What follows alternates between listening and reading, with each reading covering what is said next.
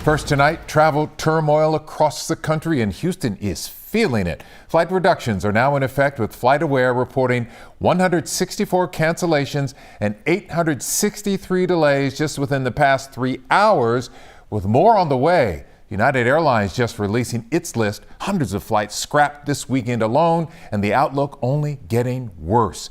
The FAA announcing just hours ago airlines may be forced to cut back 20% of flights, double the original estimate. And with the holidays fast approaching, uncertainty is sky high. We have team coverage tonight, crews across Texas tracking this impact in real time. We begin with Jason Miles at Bush Airport.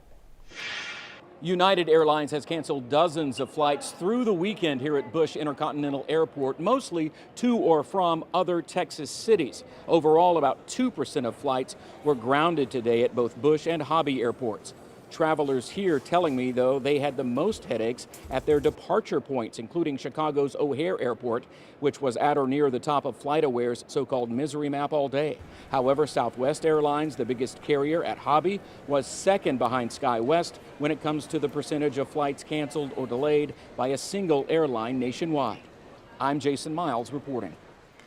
I'm Scoop Jefferson at DFW Airport, where the first day of reduced flights seemed to be like any other busy Friday here at the airport. DFW is one of the top busiest airports, called on by the FAA to help them maintain safe airspace by reducing the number of flights. Airport officials here anticipate a little more than 200 flights being canceled every day now through Monday, and they're urging passengers to call ahead to make sure your flight is still a go, and most of all, arrive early. Reporting at DFW Airport, I'm Scoop Jefferson.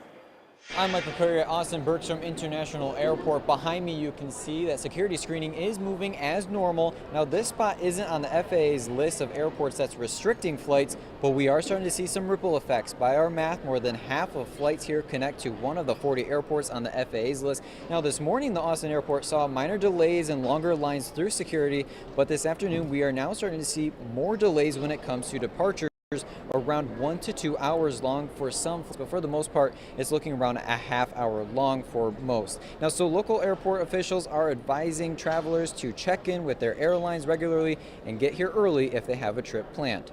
In Austin, I'm Michael Krieger. Zach Briggs here at the San Antonio International Airport, where for the most part operations have been smooth and good to go. The longer lines noticed around 3:30.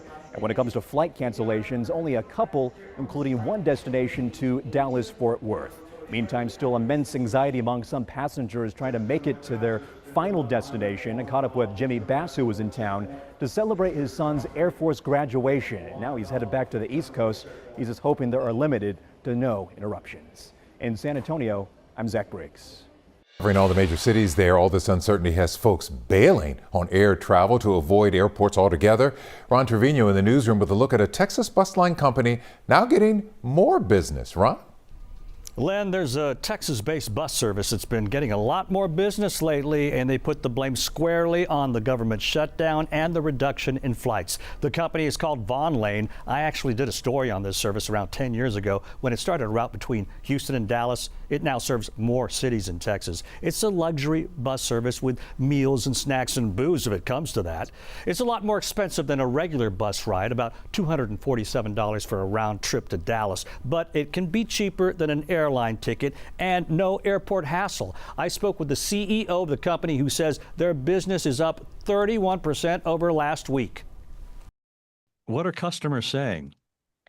A lot of anecdotal stories that get to me from our attendants are that some folks are at the airport, have multiple delays, and decide to, quote, give up and give us a call, and they get on our next departure.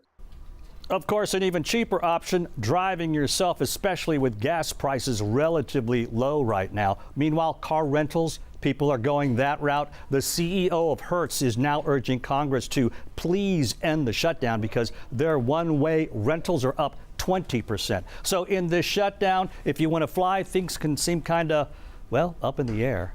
But if you want alternatives, the highway might look more attractive. Len? Looking for an escape. Thank you, Ronnie. You can check United's full list of impacted flights over the weekend, as well as check your flight status. Just text that word flight to 713-526-1111.